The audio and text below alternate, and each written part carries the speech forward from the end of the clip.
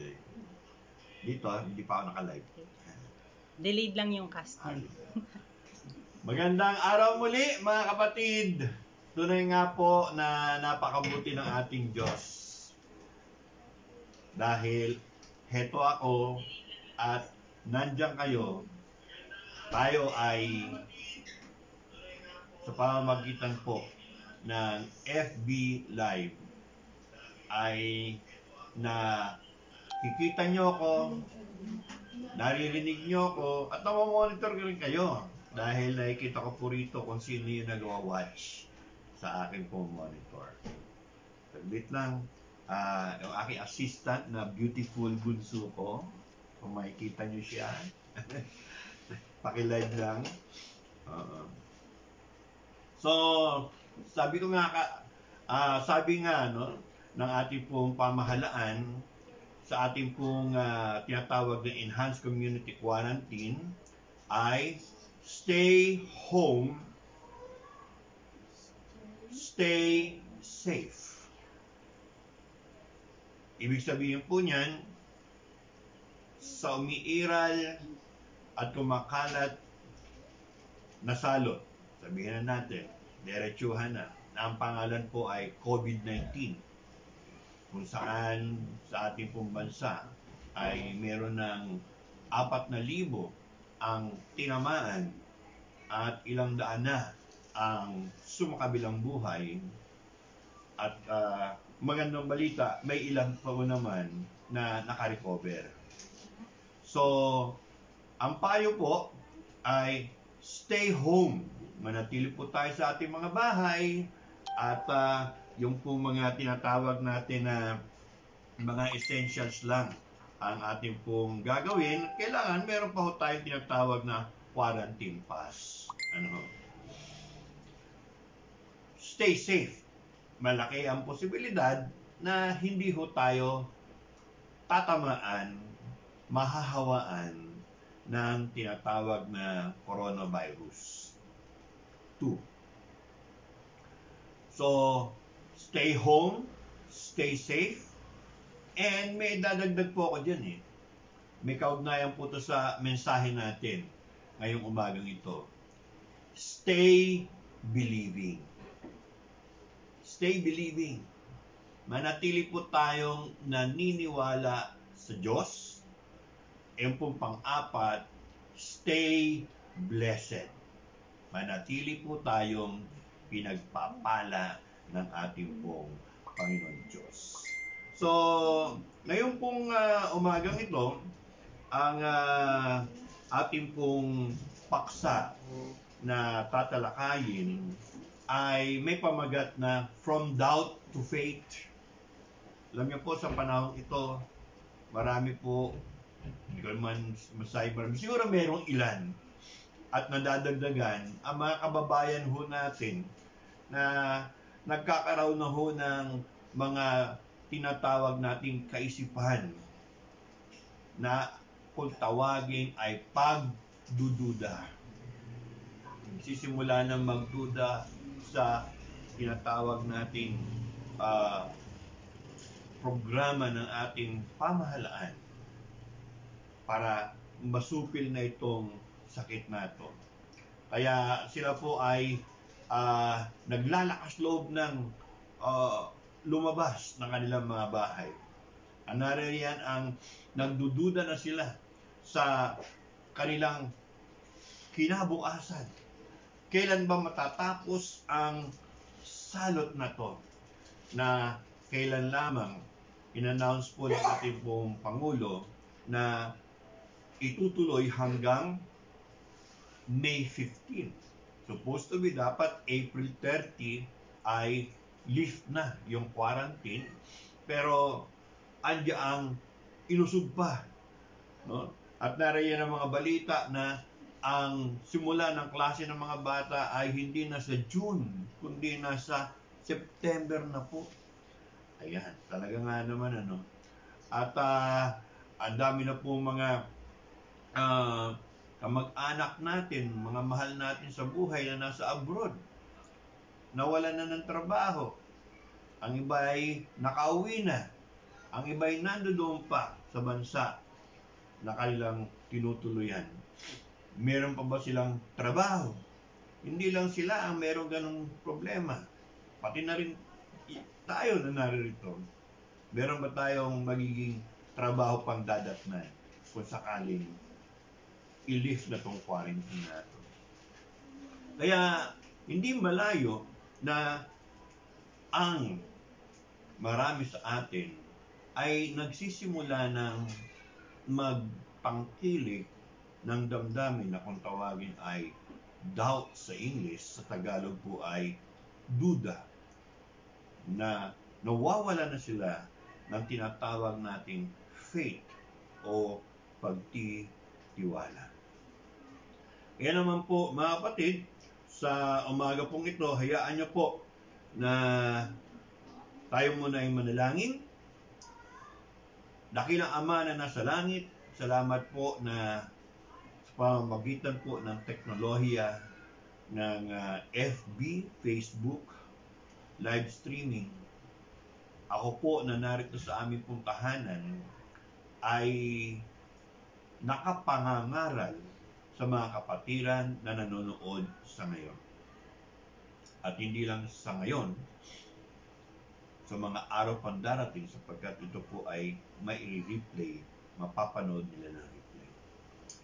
Panginoon, maraming salamat sapagkat napigilan man kami na magtipon-tipon sa isang lugar sa aming kapilya. Dahil sa umiiral na quarantine program ng aming pong pamahalaan, kami po ay nanatili sa aming pong mga tahanan at sumasamba pa rin sa inyo sa oras na ito, sa araw na ito, at sa Espiritu na sumasa amin. Kaya naman po, Panginoon, hayaan niyo po na ang inyo pong mensahe ay mabigyan ng daan sa amin pong ginagawang live streaming na ito. Dalangin po namin, Panginoon, na kung ang kaaway ay nagtatanim na ng mga pagdududa sa aming mga puso, ang inyong mensahe ang sasawata rito at ang magpapalakas ng aming mga pananampalataya. Panginoon, samahan niyo po kami po aming dalangin sa pangalan ni Jesus. Amen. Ang pamagat po ng ating pong mensahe ngayon ay From Doubt to Faith. Ito po ay hinango sa Ebanghelyo ni Juan, John chapter 20, verses 24 to 29. Na ang sabi po rito sa verse 24, but Thomas, one of the 12, called Didymus, was not with them when Jesus came. The other disciples therefore said unto him, We have seen the Lord. We have seen. But he said unto them, Except I shall see in my hands the prints of the nails, and put my finger into the print of the nails, and thrust my hand into his side, I will not believe. Verse 26, and after 8 days again, his disciples were within, and Thomas with them. Then came Jesus, the doors being shut, and stood in the midst, and said, Peace be unto you. Verse 27, Then saith he to Thomas, Reach hither thy finger, and behold my hands, and reach hither thy hand, and thrust it into my side, and be not faithless, but believing. Verse 28, and Thomas answered and said unto him, My Lord and my God. Jesus saith unto him, Thomas, because thou hast seen me, thou hast believed. Blessed are they that have not seen and yet have believed.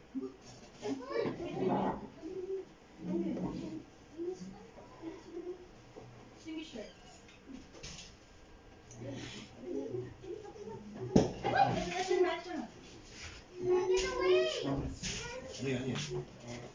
Ha? Wala na? Huwag! Bumusa!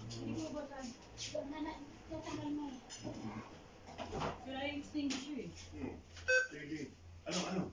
Short circuit yung ano. May ano pa rin? Tingnan mo na.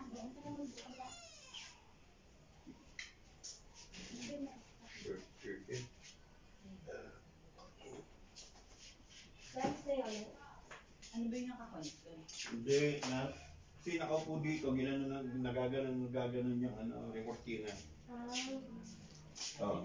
Gawin ka na. Ha? Kailan mo na? 1, 2, 3.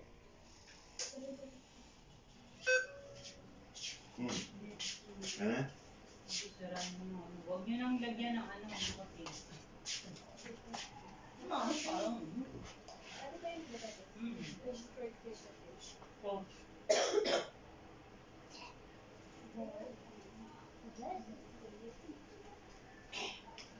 Huwag nyo nang lalagyan ng saksakan malapit sa kortina. Ano yun? Che, pakainan na ulit. Nagkaroon lang po tayo ng minor technical problem dito sa ating pong Hindi, may next part kasi. lugar. Okay na? Nag-live ulit? Okay na. Thank you. Yun naman. Ayan na. Nagano na rito. Okay na. Naka-live na ako. Okay. Sige. Tuloy na natin ang mensahe ng Panginoon. So, ang punto po dito ay simple lang. Bakit po may ilang mga tao ang naniniwala sa mabuting balita, samantalang ang iba naman ay hindi? Tignan po natin ang karanasan ni Apostol Tomas upang makita po natin ang posibleng kasagutan sa tanong na ito. Sino po ba si Apostol Tomas?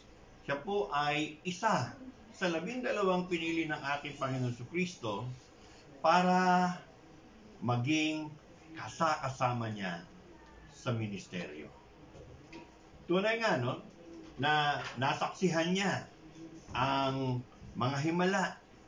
Nasaksihan niya ang maraming mga dakilang bagay na ginawa ng ating Panginoon. At nasaksihan din niya at naging bahagi din siya sa tinatawag nating mga panahon ng pagiging limitadong tao ng ating Panginoon sa Kristo. Pero, bakit ganon? Ganon naman pala bakit pa niya nakuhang magduda? Diba? So, sa sitwasyon po ni Apostol Tomas, makikita po natin na meron pong 3 hadlang sa kanyang pananampalataya upang maniwala siya sa muling pagkabuhay ng ating Panginoong Jesucristo. Ano po yung mga hadlang na yun? Una po, ang tawag po sa hadlang na ito ay ignorance. No? Ignorance. Bakit mo naman nasabi, Pastor, na ignorante si Apostol Tomas? Well, una po, isa ho sa mga dahilan kung bakit si Tomas ay mabagal sa kanyang paniniwala sa muling pagkabuhay ng ating Panginoon Kristo ay sa kadahilanan na yung ebidensya ng pagkabuhay ng ating Panginoon ay hindi lang niya naintindihan kung hindi niya nasaksihan. Hindi niya nasaksihan. Ba't hindi niya nasaksihan? Kasi ganito yun, ano?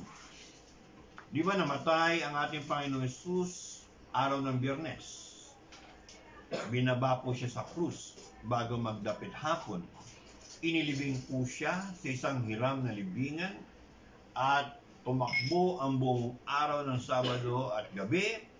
At noong kinabukasan ng unang araw ng Sanlinggo, ito ay ang araw ng Linggo, ay muling nabuhay ang ating Panginoong Jesus. Ha? At hindi lang ho, muling nabuhay ang ating Panginoon. Siya rin ay napakita sa mga alagad.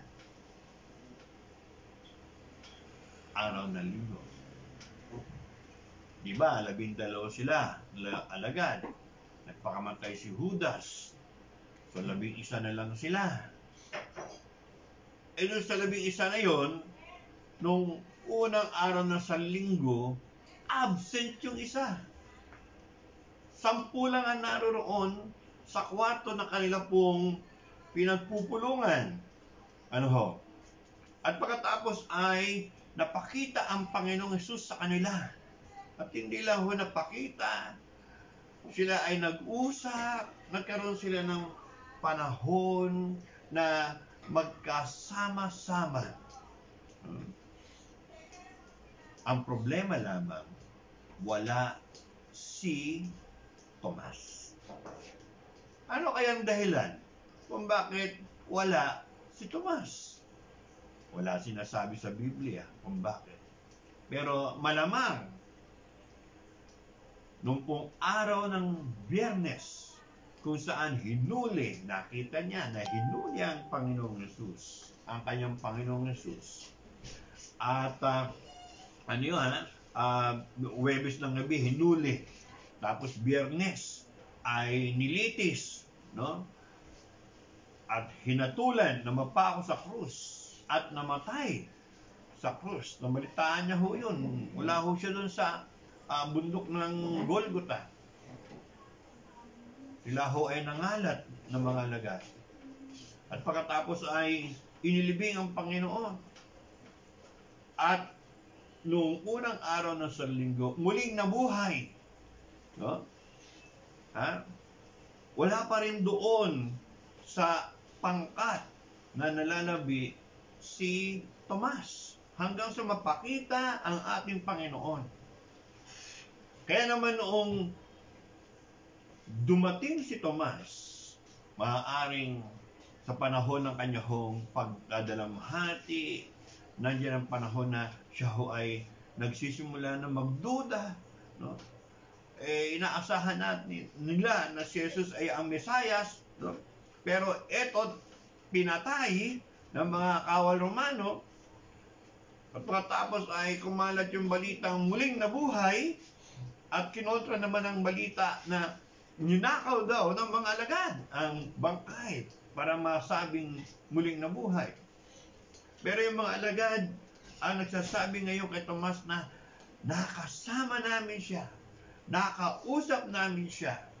At ang sabi ni Tomas, hindi ako maniniwala dyan sa mga sinasabi niyo na yan. Ano? Okay? Bakit? Sabi niya ganon, maliban na lamang na makita ko siya. Mahawakan ko yung peklat niya sa mga kamay niya, sa tagiliran, siguro maniniwala na ako. Okay? So, si Tomas, na alagad ng Panginoon, ay naging doubting Thomas. Doubting Thomas. Nagduda na siya. Nagdududa siya sa mga pinagsasabi ng kanyang mga kasamahan. No? At yun ay dahil lang sa isang paglibat sa pagtitipo nila ng mga naiwan ng Panginoon. nung siya ay mapako sa krus at mamatay. Pero alam niyo po ba na dahil sa kanyang ignorance, no, naging patron ng mga santo, patron ng mga tao ng buong, no, it's a generation, no, it's a generation, okay, of doubters, no, of doubters. Yung generation of doubters na to ay ano ginawa nila? Lumayo sila sa mga naniniwala. So yun po yung isang dahilan kung bakit naging ignorante si Tomas. Pinili niya, no, na huwag maniwala, no, dahil ang puso niya ay mayroong espiritu ng pagdududa. So panahon natin ngayon, may mga katulad si Tomas. Sila yung mga tao na gumagawa ng mabuti. Gawa sila ng mabuti. Pero ang problema, wala silang Diyos. Bakit? Duda sila sa Diyos. Meron pa mga Kristiyano na nagsasabing sila ay Kristiyano, pero walang church, walang simbahan, walang community na kinabibilangan. Ito po mga taong ganito ay hinug na para magduda. Para tumigil na sa paniniwala. Okay? Pero alam niyo po, mas maganda kung tayo po ng mga naghahanap ng katotohanan ay hanapin ang katotohanan doon sa mga taong may pananampalataya. Amen po ba? Doon sa mga naniniwala sa Diyos. Sapagkat kung tayo po ay pupunta sa mga taong ito, tayo po ay ma-expose sa ginawa ng Diyos sa kanilang mga buhay at sa kanilang mga patotoo na nagsasabing totoo ang Diyos. Totoo ang Diyos. Kahit na sa panahon pa ng COVID, may mga tao ganyan na naniniwala. Sumama kayo doon. Amen po ba? Pero alam niyo po ba, ito po yung observation ko yung mga tao na konti ang pagkakilala sa Diyos, sila pa yung mga taong nagdududa ng higit sa Diyos. Kaya, ayun, yung ignorance nila ng anak ng pagdududa sa kanilang mga puso. Ang pangalawang hadlang na kinakailangang mapagtagumpayan ni Tomas ay yung kung tawagin ay cynicism. Ano po ba ibig sabihin ng salitang cynicism, Pastor? Kakambal po niya yung skepticism. No? Cynicism, yung meron kang pessimistic attitude. Sa buhay mo, hindi yung mga bagay na magaganda ang iyong nakikita, kung hindi yung mga pangit at malulungkot at mga bagay na hindi maganda. Okay? Yung skepticism naman, ito yung mga tao na sa kanila, lahat ng bagay ay dapat pagdudahan. No? Lahat. Hindi na daw dapat maniwala pa sa mga bali-balita tungkol dyan sa COVID dahil puro naman yung mga kasinungalingan. No? Okay? So, eto, no? Si Tomas, meron siyang ganong attitude. Ang motto niya is, show me. Show me. Sa buhay. Yan po yung motto niya sa buhay. Sa kadahilanan na ang pagdududa ay umugot na sa kanyang buhay. At ito ay nakikita sa ganyang pagiging cynical by nature. May dalawang pagkakataon sa aklat ng Ebanghelyo ni Juan na makikita natin yung cynical nature nito ni ni Tomas. Ito po ay sa John chapter 11 verse 16. Dito po sa John chapter 11 verse 16, ang situation ganito. Pupunta sa Jerusalem si Jesus at a-attend ng Passover, pista ng Paskwa. Pero nagagalit na yung mga Hudyo sa kanya, yung mga kababayan niya, at gusto na siyang patayin. Nagkaroon na ng pagkakataon na siya patayin. Pero hindi nagawa ng mga taong ito sa kadahilanan na hindi pa panahon. At eto ngayon, nagpipilit si Jesus na pumunta ng Jerusalem at gusto niya kasama niya yung kanyang mga alagad. Pero yung mga alagad niya, natatakot. Ayaw nila. Kasi nga, muntik nang mapatay si Jesus. Winawarningan na siya. Pero alam ninyo, eto, biglang tumayo si Tomas at sinabi niya, kung gusto ng ating Panginoon pumunta sa Jerusalem, pumunta tayo. No? At mamatay tayo kasama niya. Ipagka-sarcastic. No? Okay? Tapos meron pa isang pagkakataon sa John chapter 14, verse 5. Sa John chapter 1 to verse 4, sinasabi ng ating Panginoon na siya ay iiwanan niya ang kanyang mga alagad. At sa pupuntahan niya, maghahanda siya ng mga bahay para sa kanila kung sila ay pupunta na rin sa kabilang buhay. Ang sabi ni Tomas, Panginoon, aalis ka na pala eh. Sabi ng Panginoon, oo. Pero kamag-alala, paghahanda kita ng bahay sa pupuntahan ko. Kamukat mo, sabi ni Tomas, yung daan papunta roon, saan ba yun? Yun. Kaya naman, sabi ng ating Panginoon sa John chapter 14, verse 6, I am the way, the truth, and the life. No one comes to the Father except by me. So, naroon po yung cynical nature, attitude sa buhay po ni Tomas. No?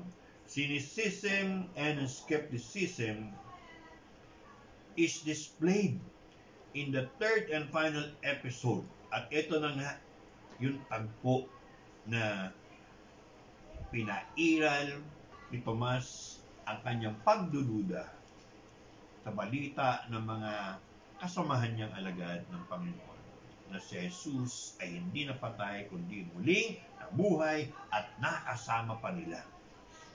Okay? So, yun po ang problema, ang hadlang na kailangan mapagtagumpayan ni Tomas. Alam niyo po, katulad ni Tomas, may ilang pong mga tao ang may ganyang katulad ng attitude ni Tomas. Bakit? Kasi nga, naging biktima sila ng injustices. Nakaranas sila sa kanilang buhay ng hindi patas na pagtrato sa kanila. At itong uri ng karanasan na ito ay nabasa ko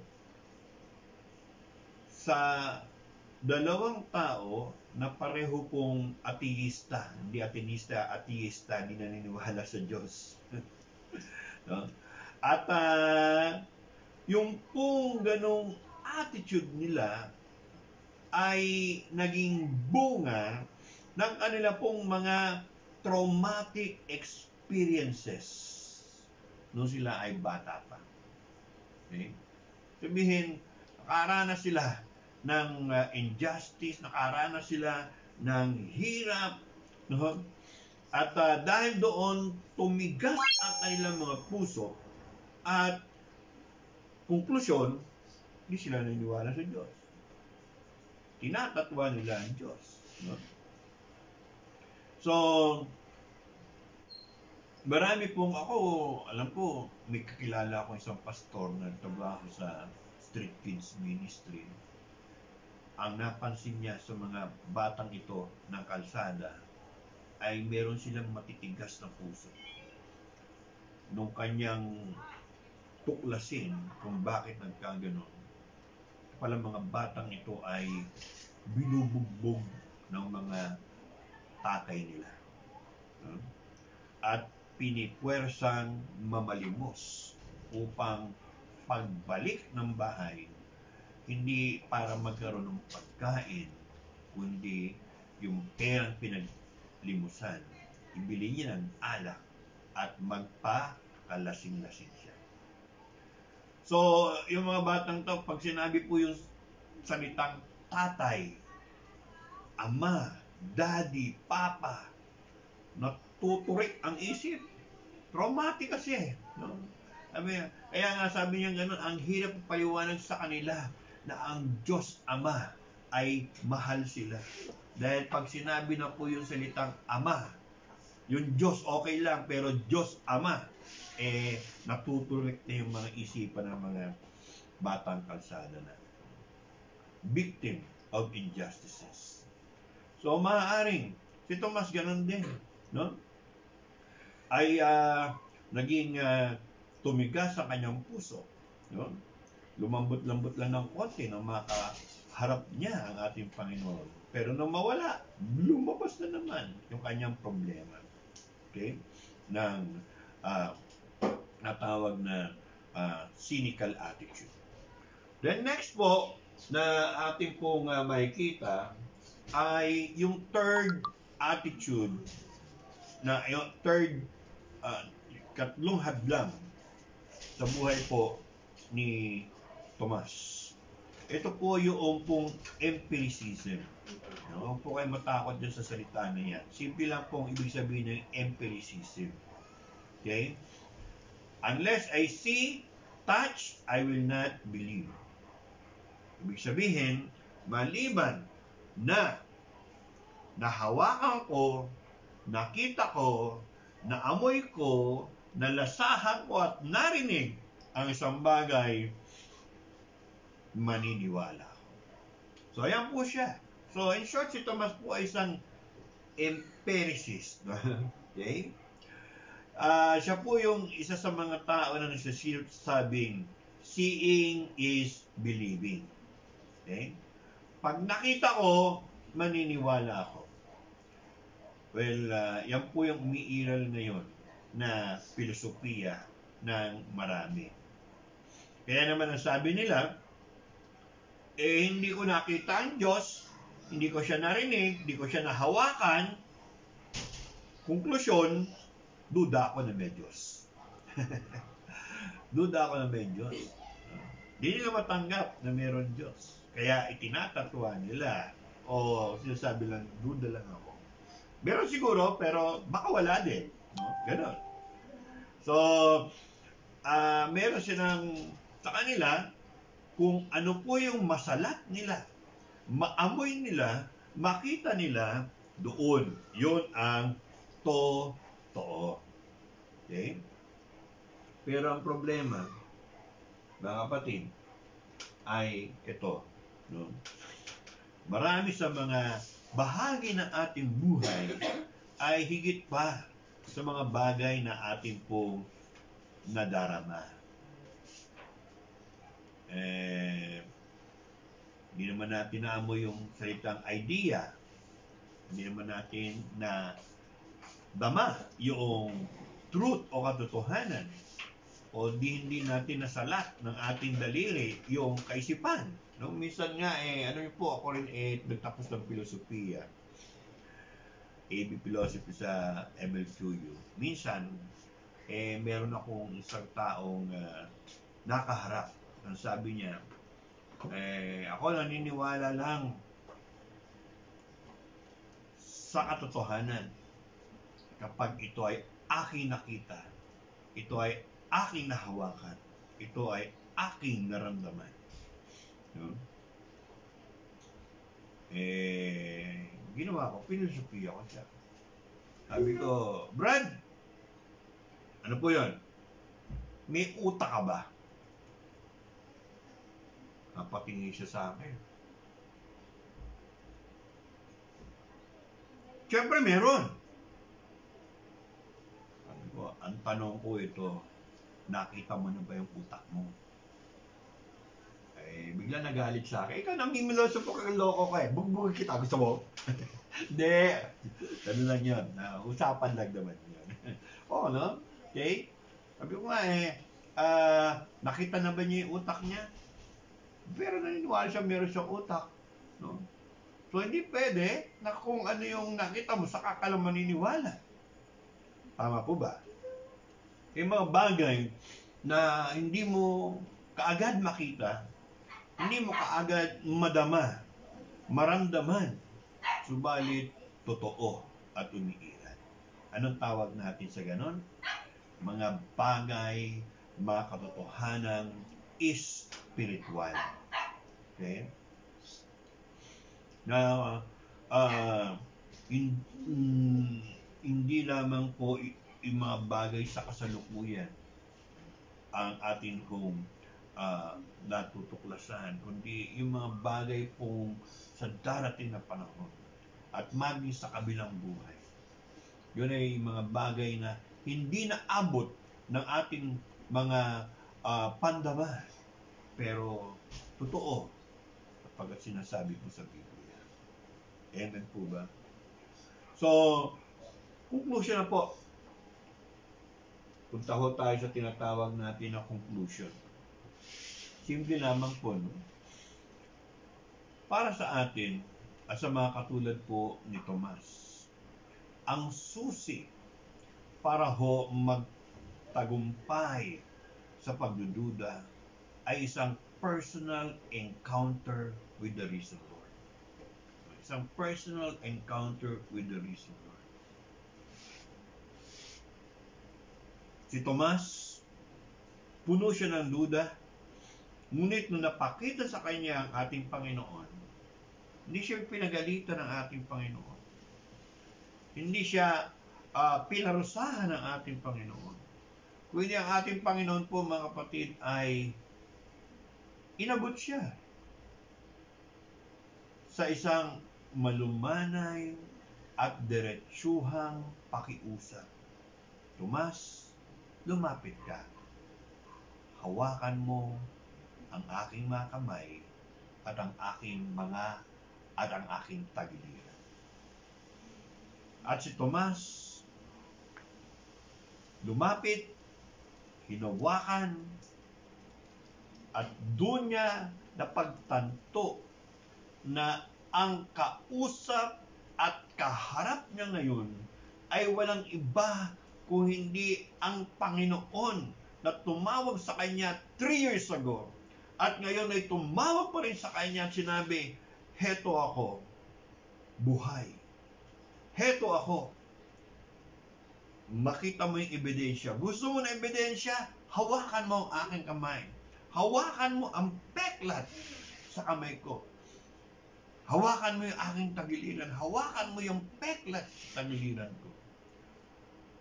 Alam niyo, nung ma-realize ni Tomas ang malaking kamalian niya, siya po ay nagkaroon ng isang declaration, isang confirmation na na ang kaharap niya nung oras na yon ay walang iba kung hindi ang kanyang Panginoon at ang kanyang Diyos.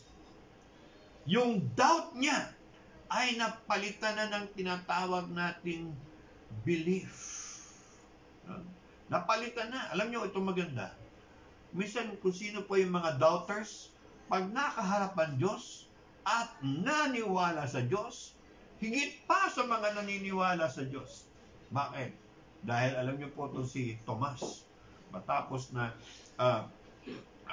naging bahagi siya ng simbahan na nagpalaganap ng Ebanghelyo, siya po ay nakarating sa India. Ayon po yan sa mga dalubhasa. At doon siya ay nangaral. At ngayon po sa India, meron po doon isang uri ng anyo ng Kristyanismo. Bunga ng pangangaral ni Tomas. So, ito ang maganda yun. Dati, doubter, naging zealous preacher. Katulad ni Paul, dating persecutor, nung ma-encounter niya ang Panginoong Jesus, naging passionate missionary ng Panginoon. Alam niyo po mga kapatid, importante po ito.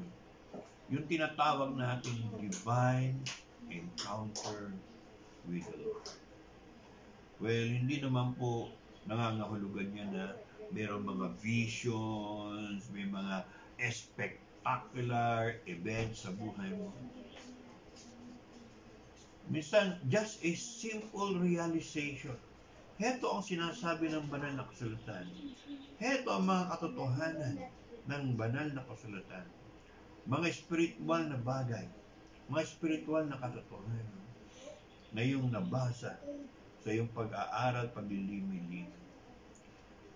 Putting your faith in the truth about the Scripture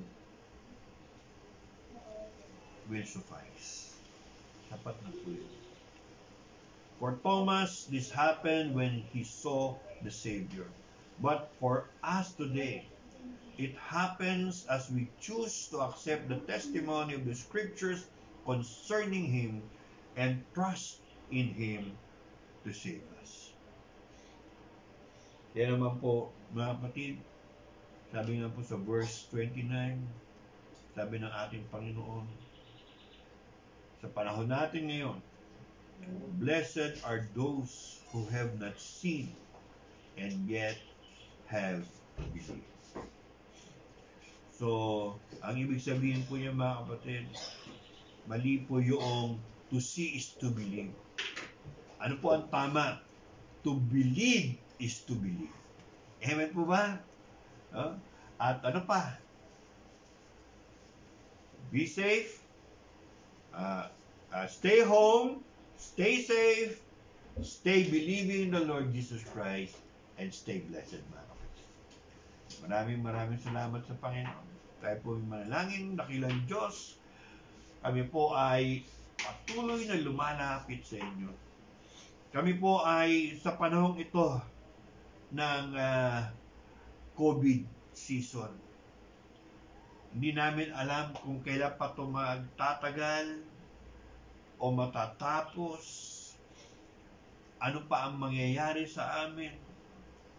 Ito, Panginoon, pumapasok na ang mga tinatanim ng kaaway sa aming mga puso na nasa anyo ng pagdududa, na nasa anyo ng pagiging pessimistic. But Lord, we thank you dahil itong pagdududa natin ay amin pong napagtatagumpayan because we have encountered you in our life and continue to encounter you in our life. Ngayon, kahit sa panahon ito ng COVID, kami, Panginoon, ay naniniwala na kayo po nagpoprotekta sa amin.